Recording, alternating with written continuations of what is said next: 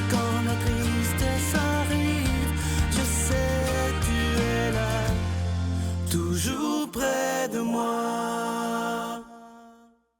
Bon vendredi, bienvenue à votre émission de la Victoire de l'amour. C'est toujours avec un grand bonheur que je vous retrouve tous les matins depuis plus de 21 ans. Si vous saviez comment c'est une joie pour moi. Et quand j'y pense, je me dis c'est presque impossible que ça fasse déjà 21 ans. On rejoint immédiatement Pierre Faubert, psychologue.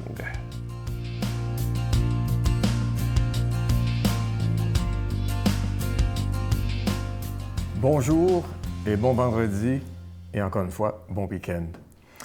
Aujourd'hui, je veux continuer ce que j'ai commencé depuis les 2 dernières semaines, c'est-à-dire toute cette réflexion sur Jésus thérapeute et comment il m'inspire dans mon travail comme psychothérapeute, comme psychologue. Vous savez, le mot psychologue contient ce préfixe psy qui veut dire âme en grec. Hein? Alors donc, nous les psychologues, nous sommes appelés à devenir en quelque sorte des experts de l'âme. C'est prétentieux, mais en tout cas, on chemine vers ce travail qui est une mission, qui finalement est un appel à une écoute et à une parole qui guérit, comme je le disais ces semaines précédentes. J'aimerais aussi dire une chose, c'est qu'il n'y a pas de magie là-dedans. Hein? Jésus a souvent été considéré comme un homme de miracle. Il y en a qui parlent de magie. Il n'y a pas de magie en psychothérapie. Il y a du mystère. Il n'y a pas de vérité en psychothérapie. Dans le sens que il y a pas, non, c'est plutôt qu'il n'y a pas de précision ou de choses précises en psychothérapie, mais il y a de la vérité. Ce que la personne me dit, c'est la vérité. J'aimerais aussi dire que tout en respectant la démarche scientifique de la psychothérapie, eh bien, il faut aussi considérer qu'on va au-delà de la science. Et j'aimerais, parce qu'il y a quelque chose de mystérieux, hein, dans l'alliance psychothérapeutique, il y a quelque chose qui nous dépasse. Et puis j'aimerais vous référer à un texte de Jean de la Croix, qui est celui-ci. Je ne lirai pas tout, là, mais vous aurez un sens du texte. « J'entrais, mes poings ne sus où j'entrais. Et je restais sans savoir, transcendant toute science. » Mais c'est un peu ça qu'on fait en thérapie. Hein? On commence, on ne sait pas où est-ce qu'on s'en va, mais ça nous dépasse. « J'ignorais tout du lieu où j'entrais, mais lorsque je me vis là, sans connaître le lieu où j'étais, j'entendis des grandes choses. Les gens s'entendent parler. Il y a une dame qui me disait à la fin de sa thérapie, « Je peux partir maintenant, je vous ai tout dit. Vous portez en vous, vous êtes le témoin de tout ce que j'ai vécu, selon elle, et puis maintenant je peux partir en liberté. » Alors donc, j'entendis de grandes choses. Point ne dirait ce que je sentis, car je demeurais sans rien savoir, transcendant toute science. Il y a encore beaucoup de stuff, mais tout ça pour dire quoi? Pour dire que c'est un art, la psychothérapie. C'est une façon d'entrer en relation avec l'autre qui fait en sorte que les deux individus, les deux personnes, et parfois des couples, parfois des familles, grandissent. Vous savez, il y a des moments qui sont touchants, il y a des moments qui sont émouvants en psychothérapie. Des moments où je peux entrer dans une sorte de communion avec ce que les autres vivent. Il faut faire attention, là, je ne suis pas en fusion avec ces gens-là, mais je vis une communion avec ces personnes et je sens leur douleur. En tout cas, il y a tellement de choses à dire. Je continuerai la semaine prochaine. Bonne journée. Notre Père qui es aux cieux, que ton nom soit sanctifié, que ton règne vienne, que ta volonté soit faite sur la terre comme au ciel. Donne-nous aujourd'hui notre pain de ce jour. Pardonne-nous nos offenses comme nous pardonnons à ceux qui nous ont offensés. Ne nous laisse pas entrer en tentation, mais délivre-nous du mal, car c'est à toi qu'appartient le règne, la puissance et la gloire pour les siècles des siècles. Amen. Le Seigneur est mon berger, je ne manque de rien. Sur des prés d'herbes fraîches, il me fait reposer. Il me mène vers les eaux tranquilles et me fait revivre. Il me conduit par le juste chemin pour l'honneur de son nom.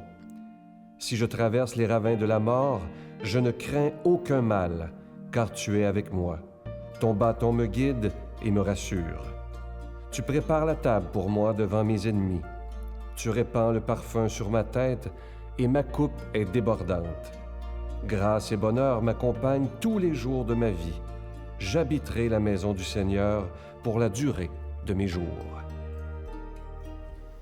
Je suis tellement content de vous parler de ce beau cadeau du mois. C'est exclusif. On le fait faire sur mesure pour la victoire de l'amour et c'est fabriqué au Québec. Il s'agit d'un beau médaillon avec le magnifique visage de Jésus d'un côté et de l'autre côté, c'est inscrit « Je suis avec toi et je t'aime ». C'est en étain, c'est en fini bronze antique et ça vient dans une belle petite pochette de velours. Il y en a qui vont préférer toujours le porter dans leur poche, peut-être les dames dans leur sac à main, mais l'important, c'est de toujours l'avoir avec soi. Il est déjà béni. Et quand des moments difficiles arriveront, simplement, peut-être même y toucher et dire au Seigneur, merci d'être avec moi. C'est symbolique, mais ça nous prouve qu'il est toujours avec nous. Je vous rappelle que c'est avec un don de 25 $ et si vous en voulez deux, parce que ça se donne vraiment bien en cadeau à des gens peut-être qui sont dans des hôpitaux, qui vivent des moments difficiles et je vous le dis aussi à des jeunes. Peut-être que des jeunes ne voudront pas porter de croix, mais avoir ce médaillon dans leur poche, ils vont se sentir protégés, j'en suis convaincu. Je vous donne l'adresse, la Victoire de l'amour, casier postal 120, succursale Boucherville à Boucherville, le G4B 5E6, je vous la redonne. La Victoire de l'amour, casier postal 120, succursale Boucherville à Boucherville, le J4B 5E6. Également par téléphone, par carte de crédit du lundi au vendredi de 8h30 à 16h30 dans le 514-523-4433, 523-4433 ou sans frais le 1-888-811-9291, 1-888-811-9291 et aussi sur notre site Internet, le www.lavictoiredelamour.org. Et pour ceux qui écoutent pour la première fois, évidemment, si on vous demande des dons, c'est qu'on doit payer pour être à la télévision, que ce soit pour la production et la diffusion. Et on est là depuis plus de 21 ans maintenant. Merci de votre grande générosité et merci aussi de votre prière.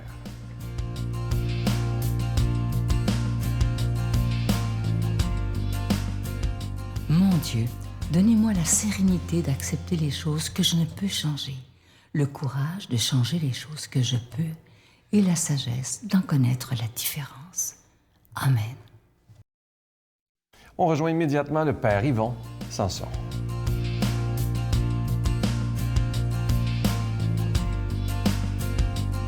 Bon matin à chacun et chacune d'entre vous. L'Évangile d'aujourd'hui nous est donné par Saint Jean, un évangile qu'on aime beaucoup. Jésus était passé de l'autre côté du lac de Tibériade, appelé aussi la mer de Galilée. Une grande foule le suivait parce qu'elle avait vu les signes qu'il accomplissait en guérissant les malades.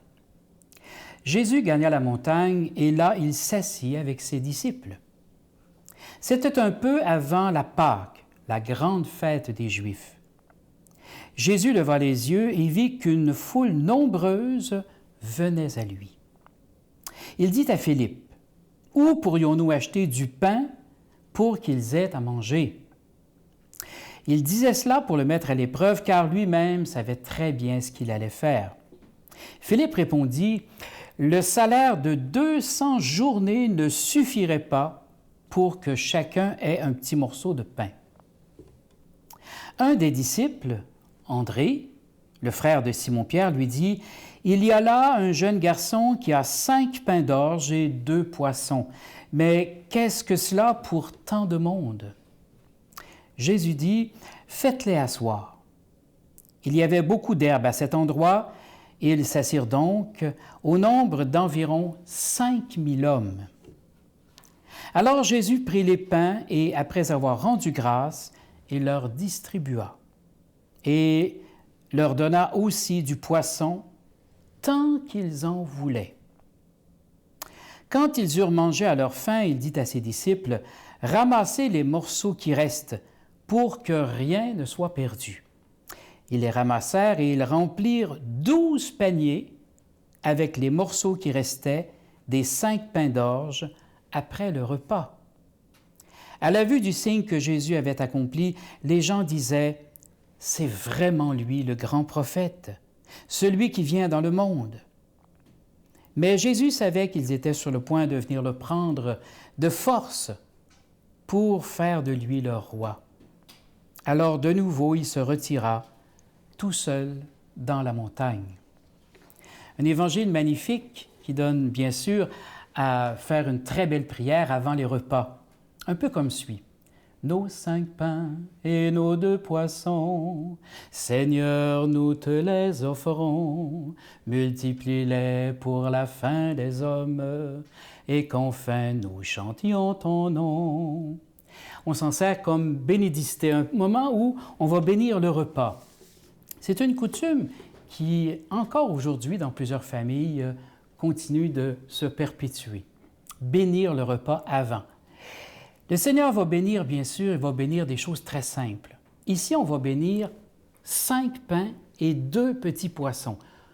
Est-ce que cela peut nourrir une foule entière de 5000 hommes? Et souvent, on rajoute, sans compter, les femmes et les enfants.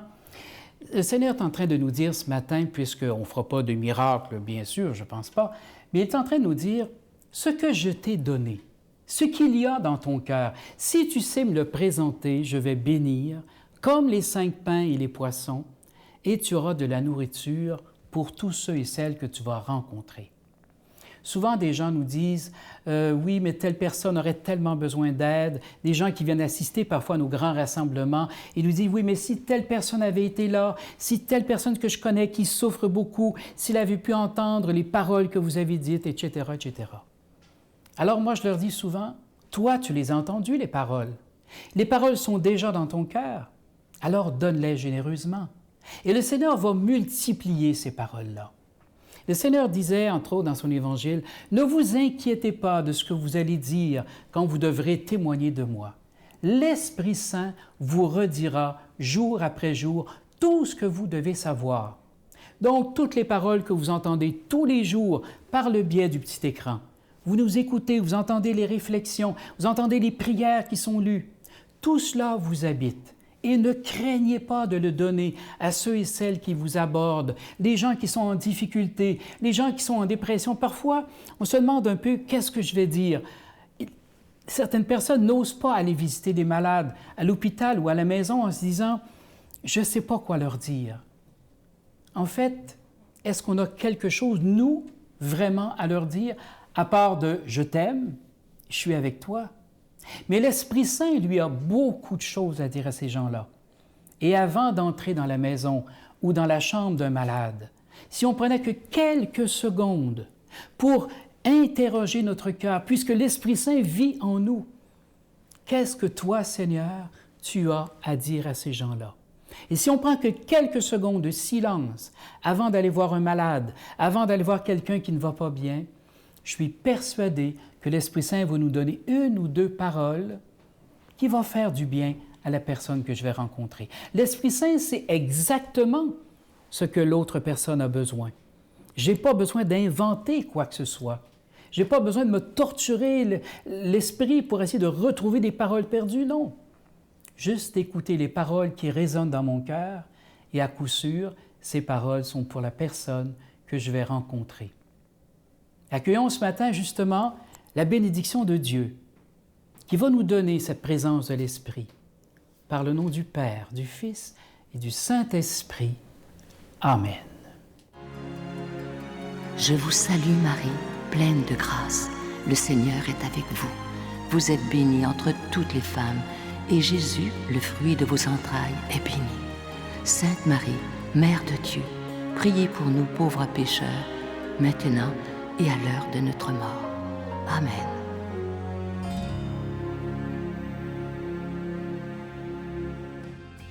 J'ai juste le temps de vous dire à demain. Bye.